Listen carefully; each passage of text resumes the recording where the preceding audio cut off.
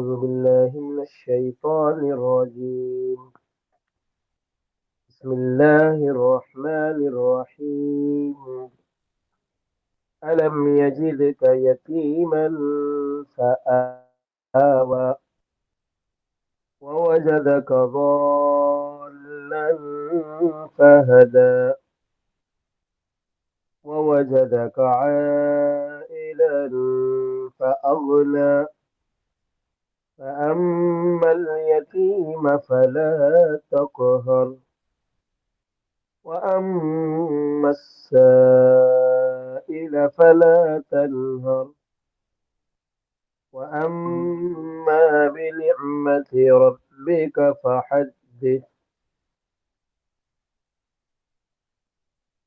یہ سورہ ضحیٰ کی آخری آیات ہے جو آپ کے سامنے تلاوت کی گئی. اس سے پہلے 5 آیتوں کا ذکر ہوا ہے، تفسیر بھی ہوئی ہے، اور یہ صورت جو ہے پوری صورت کمپلیٹ صورت جو ہے یہ اللہ کے نبی صلی اللہ علیہ وسلم سے اللہ تعالیٰ خطاب کر رہا ہے، اللہ کے رسول سے بات کر رہا ہے.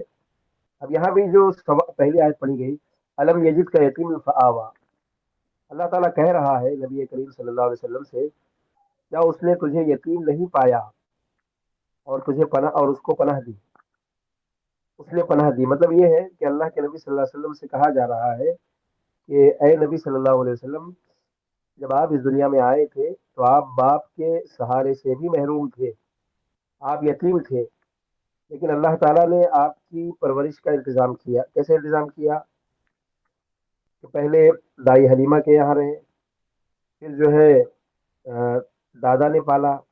8 سال کے بعد جو ہے 8 سال کی عمر میں، جب 8 سال کے تھے تو دادا کا انتقال ہو گیا تو ابو طالب نے پالا. تو اس طرح سے اللہ تعالیٰ نے ایک انتظام کیا تھا نبی کریم صلی اللہ علیہ وسلم کی پرورش کا، کیونکہ آپ یتیم تھے اور آپ کی ماں کا بھی انتقال ہو گیا تھا 6 سال کے بعد.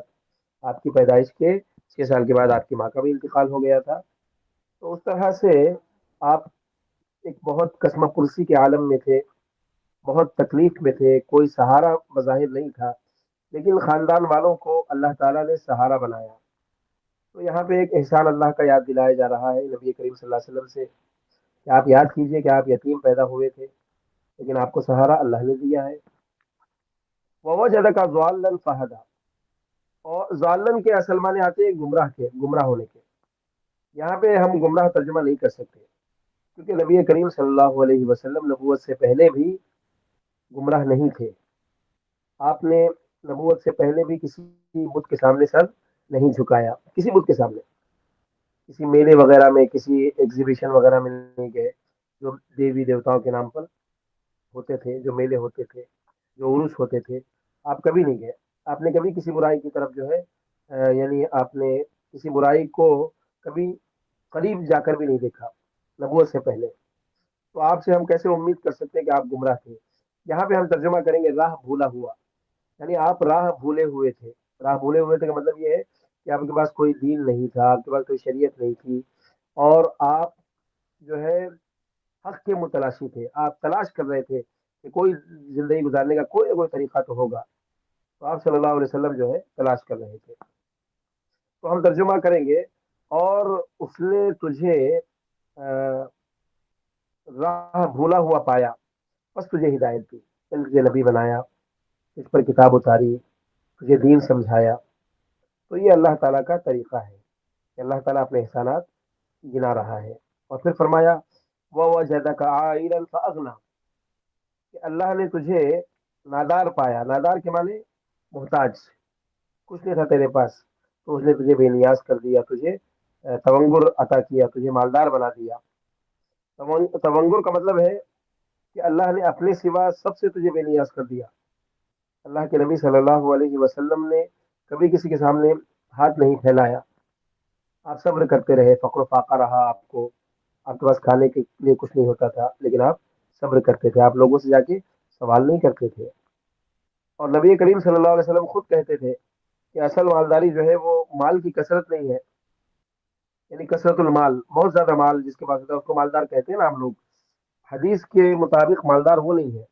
حدیث کے مطابق مالدار وہ ہے کہ جس کا دل مالدار ہے، جو دل جس کا غنی ہے، جو خوب لوگوں میں جو ہے خیرات کرتا ہے، لوگوں میں دیتا ہے، لوگوں کی ضرورتوں کو محسوس کرتا ہے، اس کو اصل مالدار کہا گیا ہے حدیث میں۔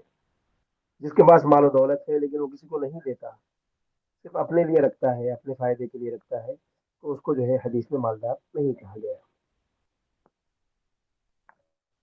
لیس الغنى غنى المال ولكن الغنى غنى القلب، یعنی دل کی مالداری ہی اصل مالداری ہے، اور مال کی مالداری جو ہے اصل مالداری نہیں ہے۔ ہم نے جو ہے کیا کر لیا ہے، ہم نے مالداری کی جو تعریف کی ہے وہ بدل دی ہے، ڈیفینیشن آف مالداری ہم نے چینج کر دیا ہے۔ کیا ڈیفینیشن ہم نے کیا ہے کہ جس کی سیلری اچھی ہو، جس کے پاس پیسہ ہو، جس کے پاس مال ہو، جس کے پاس گھر ہو، جس کے پاس بنگلہ ہو، جس کے پاس گاڑی ہو، سب کچھ ہو، بینک بیلنس ہو، وہ مالدار ہے، ہم ایسا سوچتے ہیں۔ لیکن مالدار وہ نہیں ہے حدیث کے مطابق، مالدار وہ ہے کہ جس کا دل مالدار ہو، جو دوسروں کو دیتا ہو، جو مال دوسروں کو دینے میں جس کو ہچکچاہٹ نہ ہو، وہ مالدار ہے۔ تو اللہ کے نبی صلی اللہ علیہ وسلم جو ہے زندگی بھر محتاج ہی رہے، آپ کے پاس مال نہیں تھا، اللہ نے آپ کو کیسے مالدار کیا کہ آپ کے اندر صبر کی طاقت دی، کہ آپ فقر و فاقے میں صبر کرتے تھے، اور اگر اللہ تعالیٰ کو کوئی سالن لا کے دے دیتا گھر میں تو آپ اللہ کا شکر ادا کرتے تھے۔ تو یہ آپ کی زندگی تھی، یہ مالداری تھی۔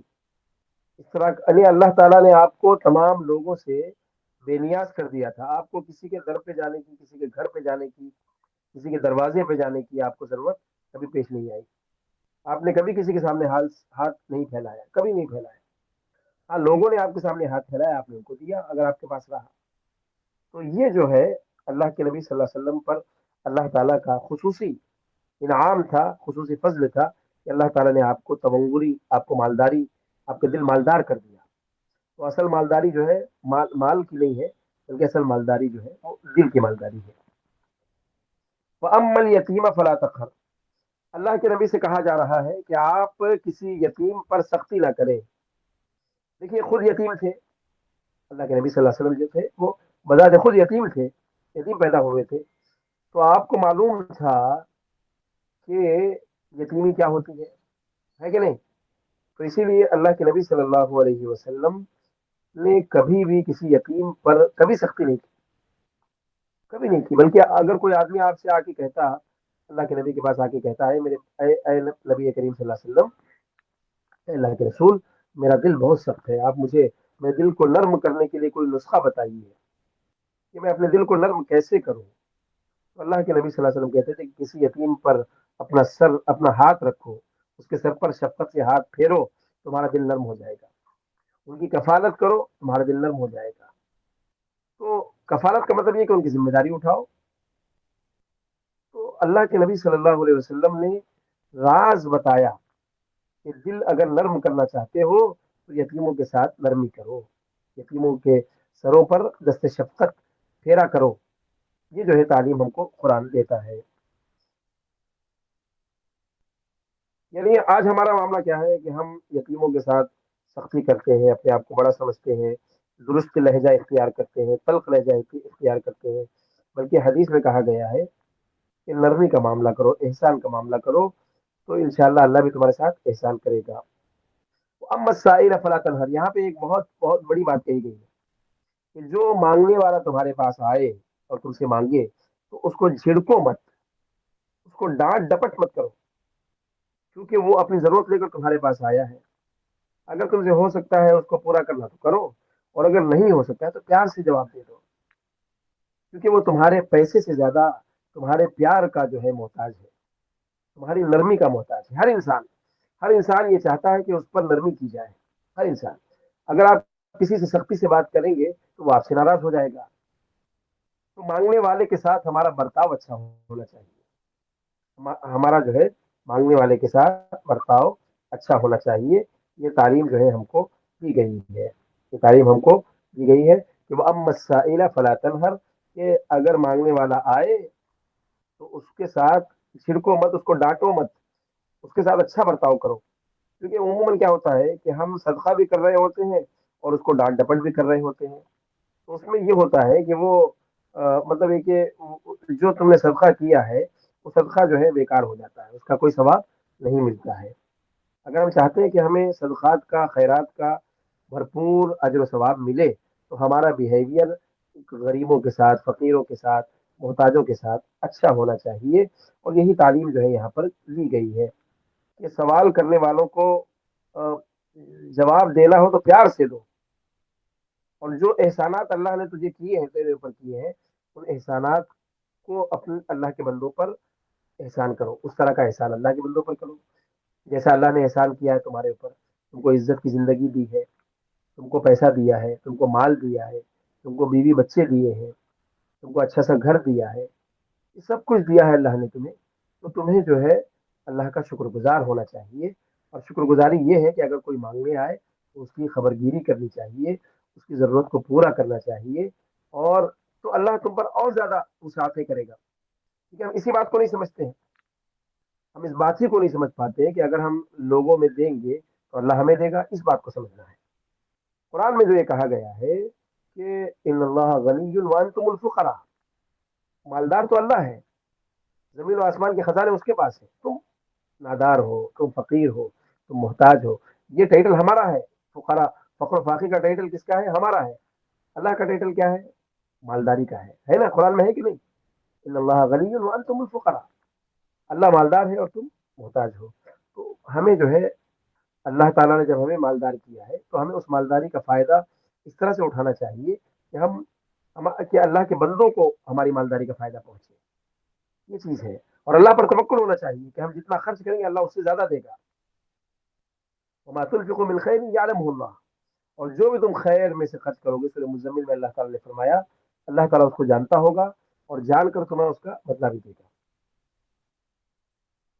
تو اللہ نے جو احسانات کیے ہیں ہمیں بھی لوگوں کے ساتھ اسی طرح کا احسان کا معاملہ کرنا چاہیے۔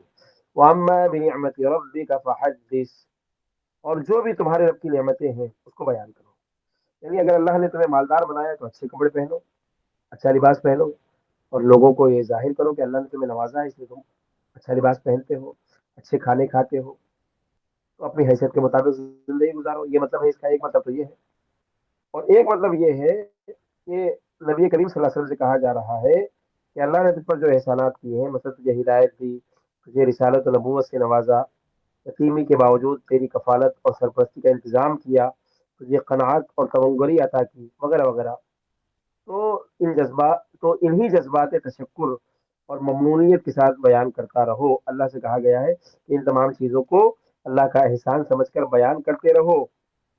اس سے معلوم ہوا کہ اللہ تعالیٰ نے جو احسانات کسی پر کیے ہیں ان احسانات کا ذکر کرنا چاہیے، اور اس طرح کا اظہار اللہ تعالیٰ کو بہت پسند ہے۔ اگر ہم اس طرح کا ذکر کریں گے تو اللہ تعالیٰ کو یہ چیز بہت پسند ہے، بہت پسند ہے کہ ہم اللہ کی نعمتوں کو لوگوں کے سامنے بیان کریں گے۔ لیکن تکبر کے طور پر بیان نہیں کرنا چاہیے، فخر کے طور پر میرے پاس اتنا پیسہ ہے، میرا اتنا بڑا گھر ہے، تکبر اور کسی کو نیچا دکھانے کے لیے اور اپنے آپ کو اونچا دکھانے کے لیے فخر تکبر کے ساتھ جو ہے اللہ کے احسانات کا ذکر نہیں کرنا چاہیے، بلکہ اللہ کی اس آیت کریمہ پر عمل کے جذبے کے ساتھ ہم کو لوگوں کے سامنے جو ہے اللہ کے احسانات کا تذکرہ کرنا چاہیے۔ اور اس کا بہترین طریقہ ہے کہ پریکٹیکل، جو اللہ نے ہمیں دیا، اچھی گاڑی دی ہم گاڑی استعمال کریں، اچھے کپڑے پہنے، اچھا لباس پہنے، اچھا اللہ تعالیٰ نے علم دیا تو علم ظاہر کریں لوگوں کے سامنے، علم پھیلائیں۔ اللہ نے دعوت و تبلیغ کی کیپیسٹی ہم کو دی ہے، ہم اس کو لوگوں کے سامنے یوز کریں۔ تو یہ سب اللہ کی نعمتوں کا اظہار ہے۔ اگر کوئی آدمی باصلاحیت ہے، وہ اپنی صلاحیت لوگوں کے سامنے ظاہر کر رہا ہے تو وہ معمہ بن نعمت ربی کا 5 کے زمرے میں آتا ہے، وہ یعنی کہ وہ اللہ کی نعمتوں کو بیان کر رہا ہے، یعنی یہ نعمت اللہ نے مجھے دی ہے، دیکھو لوگوں کے سامنے آپ اس کو یہ کیجیے۔ تو اللہ کی خداداد جو صلاحیتیں ہوتی ہیں، اللہ کی دی ہوئی جو صلاحیتیں ہوتی ہیں، جو مطلب ہے کہ کیا بولتے ہیں اسے، کیپیبلٹی، یعنی اللہ تعالیٰ جو صلاحیتیں دیتا ہے، جو علم حاصل کرنے کی جو صلاحیتیں، یا جو بھی انسان کے اندر جو بھی یہ ایبلٹیز جو ہوتی ہیں، جو صلاحیتیں ہوتی ہیں، جو اسکلس ہوتے ہیں، ان کو ہمیں ظاہر کرنا چاہیے، ان کو لوگوں کے سامنے ہمیں بیان کرنا چاہیے، اور اس سے اللہ کے بندوں کو فائدہ پہنچانا چاہیے۔ یہ بھی جو ہے تحدیث نعمت ہے، نعمت کو بیان کرنا ہے۔ حدثہ کے اصل معنی آتے ہیں بیان کرنا، اسی سے حدیث ہے۔ حدثہ کے معنی کیا آتے ہیں؟ بیان کرنا۔ تو ہم بیان کر رہے ہیں، کیا بیان کر رہے ہیں؟ کہ اللہ نے نعمت دی ہے، اللہ نے علم دیا، اس لیے ہم لوگوں میں اس کو پھیلا رہے ہیں۔ تو یہ جو ہے تحدیث نعمت اس کو کہا جائے گا، اللہ کی نعمتوں، اللہ کے احسانات کا ذکر لوگوں میں کرنا چاہیے، اور جو احسانات اللہ نے کیے ہمارے زندگی میں بھی اس کے اثرات رونما ہونے چاہیے، تاکہ لوگ سمجھ جائیں کہ اللہ نے اس کو نوازا ہے۔ تو اللہ نے جب بعض لوگوں کا وتیرہ کیا ہوتا ہے، اللہ نے نوازا ہے تو آدمی کے اندر گھمنڈ آ جاتا ہے، فخر آ جاتا ہے، وہ غریبوں کو فقیروں کو کمزور سمجھنے لگتا ہے، ان کو حقیر سمجھتا ہے، ان کو ڈیگریڈ کرتا ہے، ان کو جھڑکتا ہے، ان کو جو ہے کمتر سمجھتا ہے۔ تو یہ سب چیزیں جو ہے نہیں ہونی چاہیے۔ اللہ تعالیٰ ہر چیز پر، ہمارے ہر عمل پر اللہ تعالیٰ جو ہے نظر رکھے ہوئے ہے۔ تو یہ آج کا درس تھا، جو آپ کے سامنے جو بقیہ آیتیں تھیں، 1 2 3 4 5 6 ٹوٹل 11 آیتیں سورہ زوحہ میں۔ 5 آیتوں کا درس پہلے ہوا تھا، اور آج 6 آیتوں کا درس ہوا ہے، اور میں سمجھتا ہوں کہ بات بالکل واضح ہو گئی ہے۔ اللہ کے نبی صلی اللہ علیہ وسلم سے ہر آیت میں خطاب کیا گیا ہے، لیکن یہ خطاب پوری امت محمدیہ کے لیے ہے۔ ہر امت محمدی کا ہر فرد جو ہے ان آیتوں کا مخاطب ہے۔ ہمیں جو ہے چاہیے کہ ہر آیت کو ہم اپنے طور پر سمجھیں کہ یہ اللہ تعالیٰ مجھی سے کہہ رہا ہے۔ قرآن پڑھنے سے پہلے ہمارے ذہن میں یہ بات آنی چاہیے کہ اللہ تعالیٰ مجھ سے بات کر رہا ہے۔ کس سے بات کر رہا ہے؟ مجھ سے بات کر رہا ہے۔ یہ ذہن میں اگر آ جائے تو پھر ہم عمل کے لیے تیار ہو جائیں گے۔ تو آج کا یہ درس تھا، کوئی سوال ہو تو سوال کیجیے، انشاءاللہ میں جواب دینے کے لیے تیار ہوں۔ 2 3 منٹ ہے الحمدللہ۔ کوئی ڈاؤٹ ہے آپ کو آج کے سوالات میں، آج کی آیتوں میں؟